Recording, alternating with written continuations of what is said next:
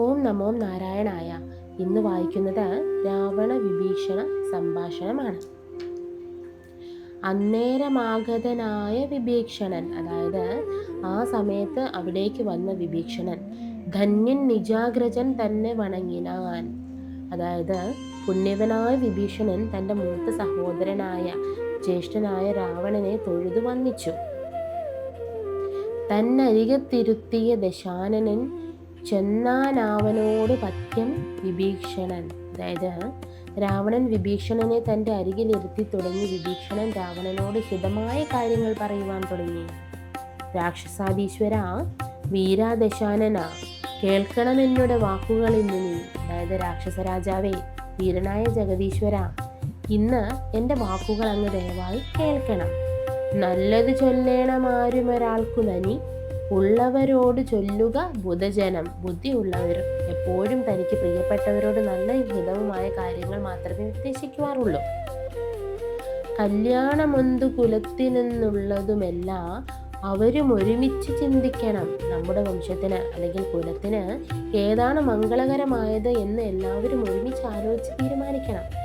ഈ രാക്ഷസരാജാവേ, ഈ 3 ലോകത്തിലും ശ്രീരാമനോട് എതിരിട്ട് യുദ്ധം ചെയ്യുവാൻ പോന്നവൻ ആരെങ്കിലും ഉണ്ടോ എന്നങ്ങ് ചിന്തിച്ചു നോക്കൂ.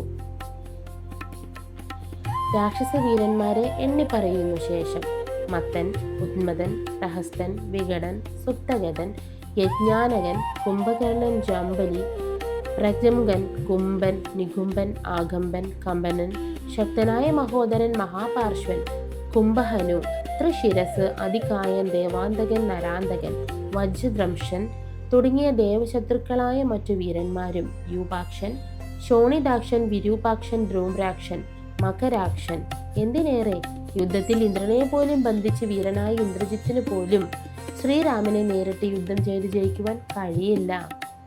അതുകൊണ്ട് മനസ്സുകൊണ്ട് പോലും രാമനോട് നേരിട്ട് പോരാടി ജയിക്കാമെന്ന് കരുതരുത്. കേട്ടാലും ശ്രീരാമൻ വെറുമൊരു സാധാരണ മനുഷ്യനല്ല. അവിടുന്ന് യഥാർത്ഥത്തിൽ ആരാണെന്ന് മനസ്സിലാക്കാൻ ആർക്കും എളുപ്പവുമല്ല. അവൻ ദേവേന്ദ്രനല്ല, അഗ്നിദേവനല്ല, യമനല്ല, നിര്യതിയുമല്ല, വരുണനോ വായുദേവനോ കുബേരനോ ശിവനോ അല്ല, അതായത് അഷ്ടദിക്പാലകനുമല്ല. അവൻ ബ്രഹ്മാവോ അനന്തനോ ആദിത്യന്മാരോ രുദ്രന്മാരോ വസ്തുക്കളോ ഒന്നുമല്ല. അവൻ സാക്ഷാൽ പരമാത്മാവും മോക്ഷദാതാവും സൃഷ്ടിസ്ഥിതി സംഹാരങ്ങൾക്ക് കാരണക്കാരനുമായ സാക്ഷാൽ മഹാവിഷ്ണു തന്നെയാണ്. പണ്ട് ഹിരണ്യാക്ഷനെ വധിച്ച് ഭൂമിയെ രക്ഷിക്കുവാനായി അവൻ വരാഹമായി അവതരിച്ചു. അതായത് മുന്നം ഹിരണ്യാക്ഷനെ കൊല ചെയ്യുവാൻ പന്നിയായി മന്നിടം പാലിച്ചു കൊള്ളുവാൻ പന്നിയായി ഭൂമിയിൽ അവതരിച്ചവനാണ്. ശേഷം പിന്നെ നരസിംഹരൂപം ധരിച്ചിടു കൊന്നു ഹിരണ്യകശിപുവാം വീരനെ. പിന്നീട് നരസിംഹ രൂപം സ്വീകരിച്ച പരാക്രമിയായി ഹിരണ്യകശിപുവിനെ വധിച്ചു. ലോകൈകനായകൻ വാമനമൂർത്തിയായി, ഈ ലോകത്തിലെ ഏകനാഥനായി അവൻ പിന്നീട് വാമനമൂർത്തിയായി അവതരിച്ചു. ലോകത്രയം ബലിയോട് വാങ്ങിയിടിനാൻ കൊന്നാനിനി രൂപത്തോട് വട്ടം രാമനായി. അതായത് ബലിചക്രവർത്തിയായി നിന്ന് 3 ലോകങ്ങളും വാങ്ങിച്ചെടുത്ത് പിന്നീട് പരശുരാമനായി അവതരിച്ച് 21 വട്ടം ദുഷ്ടന്മാരായ രാജാക്കന്മാരെ കൊന്നൊടുക്കി. അസുരാംശമുള്ള രാജാക്കന്മാരെന്ന് അന്ന് കാണുന്ന അസുരന്മാരെ എല്ലാം നിഗ്രഹിക്കുന്നതിനായി സർവ്വവ്യാപിയായ ആ ജഗദീശ്വരൻ ഭൂമിയിൽ അവതരിക്കുന്നു. ഇന്ന് അവിടുന്ന് ദശരഥപുത്രനായി വന്നിരിക്കുകയാണ്. നിന്നെ ഒടുക്കുവാൻ എന്നറിഞ്ഞീടു നീ സത്യസങ്കൽപ്പന ഈശ്വരനെന്തത്. സത്യസങ്കല്പനായ ആ ഈശ്വരൻ എന്നെ വധിക്കുവാൻ വേണ്ടിയാണ് വന്നിരിക്കുന്നത് എന്ന് അങ്ങ് മനസ്സിലാക്കിയാലും അവിടുന്ന് വിചാരിച്ച കാര്യം ഒരിക്കലും തെറ്റിപ്പോവില്ല എന്ന് ഉറപ്പാണ്. എങ്കിൽ പിന്നെ ഞാൻ ഇത് എന്തിനു പറയുന്നു എന്നൊരു സംശയം അങ്ങേക്കുണ്ടെങ്കിൽ അതിന് ഞാൻ മറുപടി പറയാം. തന്നെ അഭയം പ്രാപിക്കുന്നവർക്ക് അഭയം നൽകുന്നവനാണ് അവിടുന്ന്. അവിടുന്ന് കരുണാമയനായ ദേവനാണ്. ഭക്തന്മാരെ സ്നേഹിക്കുന്നവനും പരമശിവനും പരമാത്മാവുമായ പരമേശ്വരനാണ്. ഭക്തിയും മോക്ഷവും നൽകുന്നവനാണ് ജനാർദ്ദനനായ മഹാവിഷ്ണു. അവിടുന്ന് ആശ്രിതരെ സ്നേഹിക്കുന്നവനും താമര കണ്ണനുമാണ്. ആ ഈശ്വരനും ലക്ഷ്മീപതിയുമായ കേശവന്റെ തൃപ്പാദങ്ങളെ ഭക്തിയോടുകൂടി മടി കാണിക്കാതെ എന്നും സേവിച്ചു കൊള്ളുക. സീതാദേവിയെ അവിടുത്തെ അടുക്കൽ കൊണ്ടുപോയി കൊടുത്ത് അവിടുത്തെ താമരപാദങ്ങളിൽ നമസ്കരിക്കുക. കൈകൂപ്പി എന്നെ വേഗം രക്ഷിക്കണമേ എന്ന് അപേക്ഷിച്ചാൽ നാം ചെയ്ത എല്ലാ തെറ്റുകളും അവിടുന്ന് ക്ഷമിക്കുകയും എൻ്റെ പാദം, അതായത് എൻ്റെ മോക്ഷം നമുക്ക് നൽകുകയും ചെയ്യും. നമ്മുടെ ആ തമ്പുരാനേക്കാൾ ദയ അന്യർക്ക് ആർക്കുമില്ല. പണ്ട് കൊച്ചുകുട്ടിയായിരുന്നപ്പോൾ കാട്ടിൽ ചെന്ന സമയത്ത് വിശ്വാമിത്രന്റെ യാഗത്തെ രക്ഷിക്കുവാനായി ഒരൊറ്റ അമ്പെയ്ത് താടകയെ കൊന്നു. സുബാഹു തുടങ്ങിയ രാക്ഷസന്മാർക്ക് നാശം വരുത്തി. പിന്നീട് പാദസ്പർശം ഏൽപ്പിച്ച് കല്ലായി കിടന്ന അഹല്യയ്ക്ക് പാപങ്ങളെല്ലാം തീർത്ത് ശാപമോക്ഷം നൽകി. അത് അങ്ങ് ഓർക്കുക. അതുപോലെ ശിവധനുസ് തകർത്ത് സീതയാകുന്ന മാൻകണ്ണിയെയുമായി മടങ്ങുമ്പോൾ വഴിമധ്യേ വെച്ച് ഭീകരനായ കോടാലി ഏന്തിയ ഭാർഗവരാമനെ, അതായത് പരശുരാമനെ ജയിച്ചതും അതിശയകരമാണ്. പിന്നീട് വിരാതൻ എന്ന അസുരനെ കൊന്നു തള്ളിയതും കാട്ടിൽ ചെന്ന് ഗരൻ തുടങ്ങിയ അസുരന്മാരെ വധിച്ചതും മഹാശക്തിമാനായ ബാലിയെ കൊന്നതുമെല്ലാം രാജാവായ ശ്രീരാമൻ തന്നെയാണല്ലോ. കടൽ ചാടിക്കിടന്ന് ഇവിടെ വന്ന് താമരക്കണ്ണിയായ സീതാദേവിയെ കണ്ട് സംസാരിച്ച ശേഷം ലങ്കാപുരിക്ക് തീ വെച്ച് മടങ്ങിയ ഹനുമാൻ ചെയ്ത കാര്യങ്ങളും ഇതെല്ലാം അങ്ങേക്ക് വ്യക്തമായി അറിവുള്ളതായിരിക്കും. അങ്ങേയ് ഇപ്പോഴും തോന്നുന്നത് ഇങ്ങനെയൊക്കെയാണല്ലോ. അതിശയവും സങ്കടവും തോന്നുന്നു. നല്ലവരായ സജ്ജനങ്ങളോട് വെറുതെ ശത്രുത പുലർത്തുന്നത് നല്ലതല്ല. അതുകൊണ്ട് സുന്ദരിയായ സീതാദേവിയെ മടിക്കാതെ തിരികെ നൽകിയാലും. ബുദ്ധി നശിച്ച മന്ത്രിമാർ രാജാവിന് ഇഷ്ടമുള്ള മധുരവാക്കുകൾ മാത്രം പറഞ്ഞ് നിങ്ങളെ മരണത്തിലേക്ക് തള്ളിയിടുമെന്ന് ഓർക്കുക. മരണത്തിലേക്ക് പോകാൻ ആഗ്രഹിക്കുന്നില്ലെങ്കിൽ സമയം കളയാതെ സീതാദേവിയെ തിരികെ നൽകുക. ശക്തി കുറഞ്ഞവൻ തന്നെക്കാൾ ബലവാനായവനോട് മനസ്സിൽ ശത്രുതയും മത്സരവും വെച്ച് പുലർത്തിയാൽ പിന്നീട് അവന്റെ നാടും നഗരവും സൈന്യവും സ്വത്തും ജീവൻ പോലും നിമിഷ നേരം കൊണ്ട് നശിച്ചു പോകും. ഇപ്പോൾ സുഖവർത്തമാനം പറയുന്ന ബന്ധുക്കൾ ആരും ഒരു കഷ്ടകാലം വരുമ്പോൾ കൂടെ ഉണ്ടാവില്ല എന്നത് തീർച്ചയാണ്. തന്റെ ദുർബുദ്ധി കൊണ്ട് വരുത്തിവെച്ച നാശത്തിൽ പങ്കുചേരാൻ ഞങ്ങളില്ല എന്നും പറഞ്ഞ് ബന്ധുക്കൾ വേർപിരിഞ്ഞ് ശക്തനായ ശത്രുവിനെ ചെന്ന് അഭയം പ്രാപിക്കും. ഹേ രാജാവേ, എന്ന് ആലോചിച്ച് ഒരു ഫലവും ഉണ്ടാകില്ല. ശ്രീരാമനെ അമ്പേറ്റ് അങ്ങ് മരണപ്പെടുന്നതിന് സങ്കടവും ഭയവും ഉള്ളിലുള്ളതുകൊണ്ടാണ് ഞാൻ ഇതൊക്കെ അങ്ങയോട് തുറന്നു പറയുന്നത്. അതുകൊണ്ട് സീതയെ വൈകാതെ തിരികെ നൽകിയാലും. യുദ്ധത്തിൽ സൈന്യമെല്ലാം നശിച്ച് ധനമെല്ലാം ഒടുങ്ങിപ്പോയ ശേഷം സീതയെ തിരികെ നൽകാമെന്ന് അങ്ങ് കരുതിയാൽ അന്ന് അതിനുള്ള സ്ഥാനമോ അവസരമോ ബാക്കിയുണ്ടാവില്ല എന്നങ്ങ് ഓർക്കുക. തന്നേക്കാൾ ശക്തനായവരോട് എതിരിട്ടാൽ ഉണ്ടാകുന്ന പ്രത്യാഘാതം എന്താണെന്ന് മുൻകൂട്ടി തന്നെ മനസ്സിൽ ചിന്തിക്കണം. ശ്രീരാമനുമായി ശത്രുത തുടങ്ങിയാൽ പിന്നെ ആർക്കും രക്ഷയുണ്ടാവില്ല എന്നങ്ങ് മനസ്സിലാക്കണം. പരമശിവൻ അടക്കമുള്ള ദേവന്മാർ ആ താമരക്കണ്ണനെ ഭജിച്ചാണ് കഴിയുന്നത് എന്ന കാര്യം അങ്ങ് ഓർക്കുക. ഹേ രാക്ഷസ രാജാവേ, അങ്ങയ്ക്ക് വിജയം ഭവിക്കട്ടെ. സാക്ഷാൽ ഈശ്വരനായ ശ്രീരാമനോട് അങ്ങ് വിളക്കിടരുത്, അതായത് ശത്രുത പുലർത്തരുത്. കാർമേഘവർണ്ണനായ ശ്രീരാമനായ സീതാദേവിയെ തിരികെ നൽകി അങ്ങ് സന്തോഷത്തോടെ ജീവിച്ചാലും യാതൊരു സംശയവും കൂടാതെ ദേവിയെ തിരികെ നൽകി സ്വന്തം വംശം മുഴുവൻ നശിപ്പിക്കാതിരുന്നാലും. ഇപ്രകാരം വിഭീഷണൻ വീണ്ടും വീണ്ടും ഹിതമായ ഉപദേശങ്ങൾ നൽകിയപ്പോൾ അത് കേട്ട് രാക്ഷസരാജാവായ രാവണൻ കോപിഷ്ഠനായ തന്റെ അനുജനോട് പറഞ്ഞു, നേരിട്ടുള്ള ശത്രുക്കളല്ല യഥാർത്ഥ ശത്രുക്കൾ. സുഹൃത്തിനെ പോലെ കൂടെ നിന്ന് ചതിക്കുന്ന ശത്രുക്കളാണ് ഏതൊരാൾക്കും യഥാർത്ഥ ശത്രു. അവർ ഉറപ്പായും മരണം വരുത്തി വെക്കും. ഇനിയും നീ എന്നോട് ഇത്തരം വർത്തമാനം പറഞ്ഞാൽ തീർച്ചയായും നീ വധിക്കപ്പെടും എന്നതിൽ ഒരു സംശയവുമില്ല.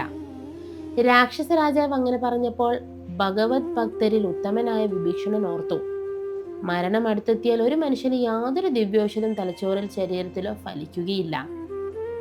ഇവനോട് ഇനി ഞാൻ പറഞ്ഞതൊക്കെ മതി. വിധിയുടെ തീരുമാനത്തെ സ്വന്തം പൗരുഷം കൊണ്ട് മാറ്റാൻ കഴിയില്ലല്ലോ. ഇനി ശ്രീരാമന്റെ താമരപാദങ്ങളല്ലാതെ എനിക്ക് മറ്റൊരു ശരണവുമില്ല. അവിടുത്തെ തൃപ്പാദങ്ങളിൽ പോയി വീണ് ആ കാൽക്കൽ നിന്നും ആയുസ്സുള്ള നാളുകൾ അത്രയും സേവിച്ചു കൊള്ളാം. വിഭീഷണൻ തന്റെ 4 മന്ത്രിമാരുമൊത്ത് ഇപ്രകാരം മനസ്സിൽ ഉറപ്പിച്ച് ഉടൻ തന്നെ പുറപ്പെട്ടു. ഭാര്യ, ധനം, വീട്, മിത്രങ്ങൾ, വേലക്കാർ എന്നിവയെല്ലാം ദൂരെ ഉപേക്ഷിച്ച് ശ്രീരാമന്റെ തൃപ്പാദങ്ങൾ മനസ്സിൽ ധ്യാനിച്ച് അതിയായ ഭക്തിയോടെ ജ്യേഷ്ഠനായ രാവണന്റെ പാദങ്ങളിൽ വീണ് വന്ദിച്ചു. അപ്പോൾ രാവണൻ കോപത്തോടെ പറഞ്ഞു, എനിക്ക് ആപത്ത് വരുത്താൻ നോക്കുന്നവനാണ് നീ പോയി രാമനെ സേവിച്ചുകൊള്ളൂ. അതിലെനിക്ക് യാതൊരു വിഷമവുമില്ല. നീ പോയില്ലെങ്കിൽ ഇന്നിവിടെ എൻ്റെ ചന്ദ്രഹാസം, അതായത് എൻ്റെ വാളിന് ഇരയായി മാറേണ്ടി വരും നീ. അത് കേട്ട് വിഭീഷണൻ പറഞ്ഞു, അങ്ങ് എനിക്ക് പിതാവിന് തുല്യനാണല്ലോ. അങ്ങയുടെ ആജ്ഞ അനുസരിക്കുന്നത് എനിക്ക് ഏത് വിധത്തിലും സുഖകരം തന്നെയാണ്. ഞാൻ കാരണം അങ്ങക്ക് യാതൊരു സങ്കടവും ഉണ്ടാവാതിരിക്കട്ടെ. എങ്കിൽ ഞാൻ ഇതാ വേഗത്തിൽ പോകുന്നു. അങ്ങ് മക്കൾ, മിത്രങ്ങൾ, ധനം, ഭാര്യ തുടങ്ങിയവരുമായി ഇവിടെ വളരെ കാലം സുഖമായി ജീവിച്ചാലും. അങ്ങയുടെ വംശത്തെ വേരോടെ നശിപ്പിക്കുവാനായി കാലൻ ദശരഥന്റെ കൊട്ടാരത്തിൽ ശ്രീരാമനെ ജനിച്ചു. ജനക മഹാരാജാവിന്റെ കൊട്ടാരത്തിൽ കാലന്റെ പത്നി കാളി സീത എന്ന പേരിൽ ജനിക്കുകയും ചെയ്തു. ഭൂമിയുടെ ഭാരം കുറയ്ക്കുവാനായി ഒരുങ്ങി സന്തോഷത്തോടെ അവർ ഇരുവരും ഇങ്ങോട്ട് വന്നിരിക്കുകയാണ്. പ്രഭോ, അങ്ങനെ ഇരിക്കെ ഞാൻ പറഞ്ഞ നല്ല വാക്കുകൾ അങ്ങയുടെ ഉള്ളിൽ എങ്ങനെ ഏൽക്കാനാണ്? ഭൂമിയിൽ രാവണനെ വധിക്കണമെന്ന് ബ്രഹ്മാവ് അപേക്ഷിച്ചതുകൊണ്ട് ഭഗവാൻ രാമനായി ജനിച്ച് എനിക്ക് തീർച്ചയാണ്. അതിനിയൊരു മാറ്റം വരാൻ സാധിക്കുമോ? അസുരവംശം പൂർണ്ണമായി നശിക്കുന്നതിന് മുൻപായി ദശരഥപുത്രനായ ശ്രീരാമനെ ഞാൻ ശരണം പ്രാപിക്കുന്നു. രാവണന്റെ ആജ്ഞ അനുസരിച്ച് വിഭീഷണൻ ദേവാദിദേവനായ രാമന്റെ താമരപാദങ്ങൾ സേവിക്കുന്നതിനായി യാതൊരു സങ്കടവുമില്ലാതെ 4 മന്ത്രിമാരുമായി ഉടൻ തന്നെ ആകാശമാർഗത്തിലൂടെ വേഗത്തിൽ യാത്രയായി. ശ്രീരാമദേവൻ ഇരിക്കുന്ന സ്ഥലത്തിന് തൊട്ടു മുകളിലെത്തി നിന്നുകൊണ്ട് സുന്ദരനായ ആ വിഭീഷണൻ അതീവ ഭക്തിയോടെയും വിനയത്തോടെയും പരിശുദ്ധമായ മനസ്സോടും കൂടി വളരെ വ്യക്തമായി പറഞ്ഞു തുടങ്ങി. രാമ ലക്ഷ്മീപദേ, 3 ലോകങ്ങളുടെയും നാഥ സ്വാമി, അങ്ങേക്ക് വിജയം. നാഥ, അങ്ങേക്ക് വിജയം ഭവിക്കട്ടെ. താമരക്കണ്ണ മുകുന്ദ, ജയ ജയ രാജശ്രേഷ്ഠ സീതാപദേ. ദയാനിധേ, ഞാൻ രാവണന്റെ അനുജനാണ്. അങ്ങയെ സേവിക്കുവാനായി ഞാനിതാ വന്നിരിക്കുന്നു. മായാരൂപനായ ഭഗവാനെ രഘുപദേ ലക്ഷ്മിപദേ, വിഭീഷണൻ എന്ന് പേരുള്ള ഞാൻ അങ്ങയുടെ ഭക്തനായ ഒരു ദാസനാണ്. സീതാദേവിയെ തട്ടിക്കൊണ്ടുവന്നത് അങ്ങേക്ക് ചേർന്ന പ്രവൃത്തിയല്ല എന്ന് ഞാൻ രാവണനോട് ഉപദേശിച്ചു. ദേവിയെ ശ്രീരാമന് തിരികെ നൽകുക എന്ന് എനിക്ക് ആവുന്നത്ര പലതരത്തിൽ ഞാൻ അങ്ങയോട് അപേക്ഷിച്ചു. നല്ല അറിവിന്റെ മാർഗങ്ങളെല്ലാം ഞാൻ ഉപദേശിച്ചുവെങ്കിലും അദ്ദേഹം അജ്ഞാനി ആയതുകൊണ്ട് അതൊന്നും ഉള്ളിൽ തട്ടിയതുമില്ല. ഞാൻ പറഞ്ഞ നല്ല കാര്യങ്ങളെല്ലാം വിധിദോഷം കൊണ്ട് അദ്ദേഹത്തിന് അപ്രിയമായും അനുഭവപ്പെട്ടു. ലങ്കേശ്വരനായ രാവണൻ കറുത്ത കാളസർപ്പത്തെ പോലെ കോപിച്ച് എന്നെ വെട്ടിക്കൊല്ലുവാനായി വാളുമാനായി അടുത്തു വന്ന് മരണഭയത്താലും അതിയായ സങ്കടത്താലും അടിയൻ ഓടി ഓടി ഇവിടെ എത്തിയിരിക്കുകയാണ്. എൻ്റെ 4 മന്ത്രിമാരുമായാണ് ഞാൻ പോന്നത്. ദൈവമേ, എനിക്കിത് മറ്റ് യാതൊരു ആശ്രയവുമില്ല. കരുണാസമുദ്രമായ ഭഗവാനെ, ഈ ജന്മമരണങ്ങളിൽ നിന്നും മോചനം നേടാൻ അങ്ങയുടെ താമരപാദങ്ങൾ മാത്രമാണ് എനിക്ക് ശരണം. വിഭീഷണന്റെ ഈ വാക്കുകൾ കേട്ടപ്പോൾ സുഗ്രീവൻ എഴുന്നേറ്റ് നിന്ന് ശ്രീരാമനോട് പറഞ്ഞു, പ്രഭു, ഈ രാക്ഷസൻ വലിയ മായാവിയാണ്. ഇവൻ ഒട്ടും വിശ്വാസയോഗ്യനല്ല എന്നത് തീർച്ചയാണ്. പ്രത്യേകിച്ചും ഇവൻ രാക്ഷസ രാജാവായ രാവണന്റെ അനുജനും വലിയ പരാക്രമിയുമാണ്. ആയുധവും വേണ്ടിയാണ് ഇവൻ വന്നത്. കൂടെയുള്ള മന്ത്രിമാരും മായാജാലങ്ങളിൽ മിടുക്കരാണെന്ന കാര്യത്തിൽ സംശയമില്ല. നമ്മിൽ ഏതെങ്കിലും ചെറിയൊരു വീഴ്ചയോ കുറവോ കണ്ടാൽ, അല്ലെങ്കിൽ നമ്മൾ ഉറങ്ങുന്ന സമയത്ത് പോലും ഇവർ നമ്മെ കൊല്ലാൻ മടിക്കില്ല. അതുകൊണ്ട് നന്നായി ആലോചിച്ച് വാനരന്മാരോട് ഇവരെ വധിക്കാൻ ഉത്തരവിടണം. ഇവൻ കൊല്ലപ്പെടേണ്ടവൻ തന്നെയാണ്, അതിൽ സംശയമില്ല. ശത്രുപക്ഷത്തുള്ളവരെ മിത്രമെന്ന് കരുതി വിശ്വസിക്കുന്നതിലും ഭേദം നേരിട്ടുള്ള ശത്രുക്കളെ വിശ്വസിക്കുന്നതാണ് എന്നങ്ങ് ചിന്തിക്കണം. ഇതെല്ലാം ആലോചിച്ച് നോക്കി അങ്ങയുടെ തിരുമനസ്സിലെ തീരുമാനം എന്താണെന്ന് കൽപ്പിച്ചരുളിയാലും. മറ്റു വാനരവീരന്മാരും തങ്ങൾക്ക് ആപത്തൊന്നും വരാത്ത രീതിയിൽ പല അഭിപ്രായങ്ങളും ചിന്തിച്ചു പറഞ്ഞു. ആ സമയത്ത് ഹനുമാൻ എഴുന്നേറ്റ് നിന്ന് വന്ദിച്ചുകൊണ്ട് പറഞ്ഞു, വിഭീഷണൻ തികച്ചും ഉത്തമനായ ഒരു വ്യക്തിയാണ്. നമ്മെ ശരണം പ്രാപിച്ചു വന്നവനായി നന്നായി കാത്തുരക്ഷിക്കണം എന്നതാണ് എൻ്റെ അഭിപ്രായം. രാക്ഷസ വംശത്തിൽ ജനിച്ചവൻ എല്ലാവരും ശത്രുക്കളായിരിക്കണം എന്ന് നിർബന്ധമുണ്ടോ? രാക്ഷസന്മാരുടെ കൂട്ടത്തിലും നല്ല ആളുകൾ ഉണ്ടാവാം എന്ന കാര്യം എല്ലാവരും ആലോചിച്ച് നോക്കണം. ജാതിക്കോ പേരിനോ അല്ല, മറിച്ച് ഒരാളുടെ ഗുണങ്ങൾക്കാണ് പ്രാധാന്യവും ഭേദവും ഉള്ളതെന്ന പണ്ഡിതന്മാരുടെ അഭിപ്രായം. ആശ്രയം തേടി വരുന്നവരെ രക്ഷിക്കുക എന്നാണ് രാജാക്കന്മാരുടെ എക്കാലത്തെയും ശാശ്വതമായ ധർമ്മമെന്നും ധർമ്മശാസ്ത്രങ്ങളിലും പറയുന്നുണ്ട്. ഇപ്രകാരം പലരും പല അഭിപ്രായങ്ങളും പറഞ്ഞു മനസ്സിലാക്കി ശ്രീരാമൻ മറുപടി പറഞ്ഞു. ഹനുമാൻ പറഞ്ഞ കാര്യങ്ങൾ തികച്ചും യുക്തിസഹവും ശരിയുമാണ്. ഹേ വീരനായ സുഗ്രീവ, ഇങ്ങോട്ട് വന്നാലും. ജാമ്പവാൻ തുടങ്ങിയ നീതിമാന്മാരായ ശ്രേഷ്ഠന്മാരെ, ഞാൻ പറയുന്നത് എല്ലാവരും കേട്ടാലും. ഒരു രാജാവ് തൻ്റെ അടുക്കൽ അഭയം പ്രാപിച്ചവരെ യാതൊരു കാരണവശാലും രക്ഷിക്കാതിരുന്നാൽ അവൻ ബ്രഹ്മഹത്യാപാപം ചെയ്തവന് തുല്യനാണ്. എന്നാൽ ആശ്രിതരെ സംരക്ഷിക്കുന്നവനാവട്ടെ അശ്വമേധയാഗം ചെയ്ത് വലിയ പുണ്യവാനായി തീരുമെന്ന് ദേവശാസ്ത്രങ്ങളിൽ പറയുന്നുണ്ട്. ഈ കാര്യത്തിൽ പുണ്യവും പാപവും തിരിച്ചറിയാൻ പ്രയാസമൊന്നുമില്ല. പണ്ടൊരാൺപ്രാവ് തൻ്റെ പെൺപ്രാവിനോടൊപ്പം ഒരു കാട്ടിൽ വസിച്ചിരുന്നു. അക്കാലത്ത് വലിയൊരു മരത്തിന്റെ മുകളിൽ ഇരിക്കുകയായിരുന്ന പെൺപ്രാവിനെ ഒരു വേടൻ അമ്പെയ്ത് കൊന്നു. തന്റെ ഇണപക്ഷിയെ നഷ്ടപ്പെട്ട സങ്കടവും സഹിക്കാനാവാത്ത ദുഃഖവും കാരണം ആ ആൺപ്രാവ് കരഞ്ഞുകൊണ്ടിരുന്നു. സങ്കടം കൊണ്ട് തന്നെ മറിഞ്ഞിരുന്ന ആ സമയത്ത് കടുത്ത കാറ്റും മഴയും പെയ്തു. സൂര്യനും അസ്തമിച്ചു. അതിനുശേഷം വിശപ്പും തണുപ്പും കൊണ്ട് തളർന്ന വേടൻ നടന്നു ചെന്ന് ആ പ്രാവ് ഇരുന്നിരുന്ന മരത്തിന്റെ ചുവട്ടിൽ ദയനീയ അവസ്ഥയിൽ വന്നു നിന്നു. മരച്ചുവട്ടിൽ ദീനനായി നിൽക്കുന്ന വേടനെ കണ്ട് ദയ തോന്നിയ ആ പ്രാവ് ഉടൻ തന്നെ അവന് തീ കായുന്നതിനായി തീ കൊണ്ടുവന്നു കൊടുത്തു. വേടനാവട്ടെ താൻ കൊന്നുകൊണ്ടുവന്ന ആ പെൺപ്രാവിനെ ആ തീയിലിട്ട് ചുട്ടു വേഗത്തിൽ തിന്നുകയും ചെയ്തു. താൻ തിന്ന പെൺപ്രാവ് കൊണ്ട് വിശപ്പടങ്ങാതെ തണുപ്പിലും വിശപ്പിലും വലഞ്ഞിരിക്കുന്ന വേടൻ കഴിക്കുവാനായി ആ ആൺപ്രാവ് സ്നേഹത്തോടെ തീയേറിലേറി സ്വന്തം ശരീരം തന്നെ ആഹാരമായി സമർപ്പിച്ചു. ഒരു പക്ഷി പോലും അഭയം തേടിയവനോട് ഇത്രമേൽ ദയ കാണിച്ചുവെങ്കിൽ മനുഷ്യരായ നമ്മൾ അങ്ങനെ ചെയ്യണമെന്ന് പറയേണ്ടതില്ലല്ലോ. എന്നെ ശരണം പ്രാപിക്കുന്ന ഏതൊരാൾക്കും ഞാൻ ഉടൻ തന്നെ അഭയം നൽകും. മറ്റൊരു കാര്യം കൂടി കേട്ടുകൊള്ളൂ. എന്നെ ചതിക്കാൻ ഈ ലോകത്ത് ആർക്കും കഴിയില്ല. ദിക്പാലകരെയും സർവ്വലോകങ്ങളെയും ഒരു നിമിഷം കൊണ്ട് സൃഷ്ടിക്കുവാനും സംരക്ഷിക്കുവാനും നശിപ്പിക്കുവാനും എനിക്ക് യാതൊരു പ്രയാസവുമില്ല എന്നത് ഉറപ്പാണ്. അങ്ങനെയിരിക്കെ ഞാൻ ആരെ പേടിക്കാനാണ്? അതുകൊണ്ട് മടിക്കാതെ അവനോട് ഇങ്ങോട്ട് വരാൻ പറയൂ. സുഗ്രീവ, മനസ്സിലൊട്ടും സംശയം വെക്കാതെ നീ ചെന്ന് അവനെ വിളിച്ചു കൊണ്ടുവരിക. എന്നെ ശരണം പ്രാപിക്കുന്നവർക്ക് ഞാൻ എപ്പോഴും വേഗത്തിൽ അഭയം നൽകും. പിന്നീട് അവർക്ക് യാതൊരു ജന്മദുഃഖങ്ങളും ഉണ്ടാകില്ല എന്ന് ഉറപ്പായി മനസ്സിലാക്കിക്കൊള്ളുക. ശ്രീരാമന്റെ അമൃത് പോലുള്ള വാക്കുകൾ കേട്ട് സുഗ്രീവൻ വിഭീഷണനെ കൂട്ടിക്കൊണ്ടുവന്ന വിഭീഷണൻ അതീവ സന്തോഷത്തോടെ ശ്രീരാമന്റെ പ്രപാദങ്ങളിൽ വീണ് സാഷ്ടാംഗം നമസ്കരിച്ചു. നീലത്താമരയിതൾ പോലെ കറുത്ത സുന്ദരമായ ശരീരമുള്ളവനും വിശാലമായ കണ്ണുകളുള്ളവനും വില്ലും അമ്പും ഏന്തിയവനും ചന്ദ്രനെ പോലെ പ്രസന്നമായ താമരമുഖമുള്ളവനും ആഗ്രഹങ്ങൾ നൽകുന്നവനും കാമദേവന് തുല്യം സുന്ദരൻ ലക്ഷ്മിപദനും കരുണാമയനും ശാന്തനും അഭയദേതാവും മന്യനും വരങ്ങൾ നൽകുന്നവനുമായ ലക്ഷ്മണനോടൊപ്പം ഇരിക്കുന്നവനും സുഗ്രീവനും ഹനുമാനും അടക്കമുള്ള വാനരന്മാർ സേവിക്കപ്പെടുന്നവനുമായ ശ്രീരാമനെ കണ്ട് വിഭീഷണൻ എളിമയോടെ കൈകൊപ്പി തൊഴുതു അതിയായ ഭക്തിയോടെയും സന്തോഷത്തോടെയും കൂടെ ആ ഭക്തപ്രിയനായ ജഗന്നാഥനെ സ്തുതിക്കാൻ തുടങ്ങി. ശ്രീരാമ, സീതയുടെ മനസ്സ് കവർന്നവനെ, രാഘവ രാജശ്രേഷ്ഠ താമരക്കണ്ണ, രാക്ഷസ വംശത്തെ വിനാശം ചെയ്യുന്നവനെ, അങ്ങയുടെ താമരപാദങ്ങളെ ഞാൻ എപ്പോഴും വന്ദിക്കുന്നു. സൂര്യവംശത്തിൽ ജനിച്ചവന് നമസ്കാരം. ഭീകരമായ വില്ല് ഏന്തിയവനാണ് നമസ്കാരം. പണ്ഡിതന്മാരുടെ ഹൃദയമാകുന്ന താമരയ്ക്ക് സൂര്യനായവനും പരശുരാമന് പ്രിയപ്പെട്ടവനുമായ അങ്ങയ്ക്ക് നമസ്കാരം. സുഗ്രീവന്റെ മിത്രവും മനോഹരവുമായ രാമനും നിത്യവും അനന്തനും ശാന്തനുമായ രാമനും വേദാന്തങ്ങളാൽ അറിയപ്പെടുന്നവനും ലോകങ്ങൾക്ക് ആദിയായവനുമായ രാമേന്ദ്രന് നമസ്കാരം. പ്രപഞ്ചത്തിന്റെ സൃഷ്ടി സ്ഥിതി സംഹാരങ്ങൾക്ക് കാരണം ലോകസ്വരൂപനും വിശ്വരൂപിയുമായ അങ്ങയ്ക്ക് നമസ്കാരം. ഹൃദയഗുഹയിൽ ശോഭിക്കുന്നവനും നിത്യവും സത്യനും പരിശുദ്ധനുമായ നമസ്കാരം. ഭക്തിപ്രിയനായ രാമന് മോക്ഷം നൽകുന്ന മുകുന്ദനുമായ അങ്ങയ്ക്ക് നമസ്കാരം. പ്രത്യേകിച്ചും ഈ പ്രപഞ്ചത്തിന്റെ സൃഷ്ടിസ്ഥിതി സംഹാരം എന്നിവയ്ക്ക് കാരണം അവിടുന്ന് തന്നെയാണ്. ചരവും അചരവുമായ സർവ്വഭൂതങ്ങളിലും ഉള്ളിലും പുറത്തും വ്യാപിച്ചു നിൽക്കുന്നത് അവിടുന്നാണ്. സ്വന്തം മായയാൽ മറഞ്ഞിരിക്കുന്ന പരിശുദ്ധമായ പരബ്രഹ്മജ്ഞാനം കാരണം അറിവില്ലായ്മയും അതുമൂലമുണ്ടാകുന്ന പുണ്യപാപങ്ങൾ കൊണ്ട് ജീവജാലങ്ങൾക്കും ജന്മമരണങ്ങളും ഉണ്ടാകുന്നു.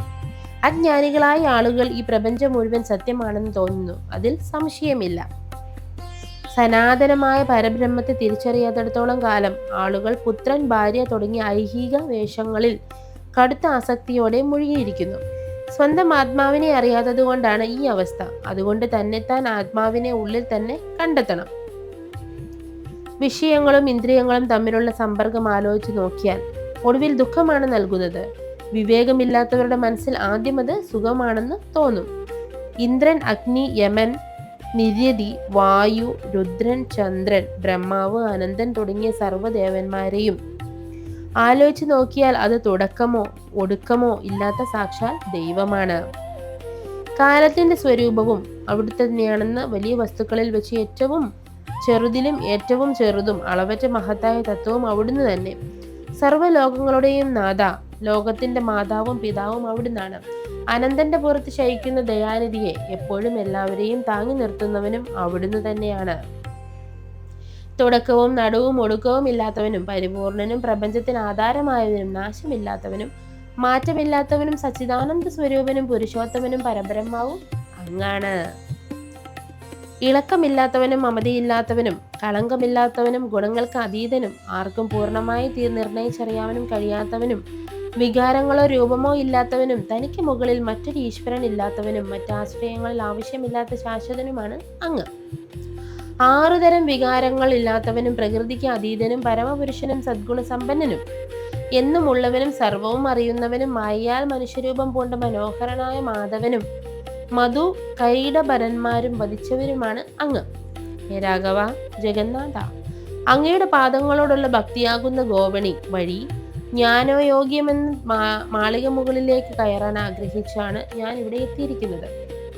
സീതാപതേ ദയാലുവായ രാമ, രാക്ഷസ നിഗ്രഹിയായ രാവണ, ഹരേ, അങ്ങയുടെ താമരപാദങ്ങളിൽ ഞാൻ വന്ദിക്കുന്നു. സംസാര സാഗരത്തെ ഭയപ്പെടുന്ന എന്നെ കാത്തുരക്ഷിച്ചരുളയണമേ. ഭക്തിയോടെ സ്തുതിച്ച ആ ഭക്തനെ കണ്ടപ്പോൾ രഘുശ്രേഷ്ഠനായ ഭഗവാൻ സന്തോഷിച്ചു.